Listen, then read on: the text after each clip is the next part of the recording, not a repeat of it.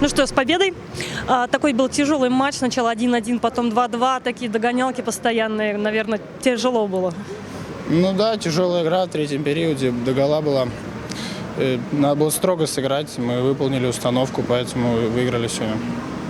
Забил победную шайбу, расскажи. Да ничего, рабочий гол, там набросили ребята там, и закопали. Такой гол нужно было забить. Вообще по сопернику такой тяжелый, да, кусачий соперник? Ну всегда со Ступино очень сложно играть, такая мини-дуэль, поэтому они их неплохо настраиваются на нас. Мы тоже понимаем, что нам надо уже попадать в зону плей-офф, поэтому все выкладываются, никто не хочет проигрывать, все стараются. Это получается, эта игра как бы имеет статус подмосковного дерби или что-то в этом духе. Это что-то особенное для вас? Ну, можно, да, так сказать. Так и есть, это подмосковное дерби. И, опять же, повторюсь, всегда с этой командой упорные игры до последних минут, там напряженка. Ну, много болельщиков приходит поддержать. И спасибо им большое.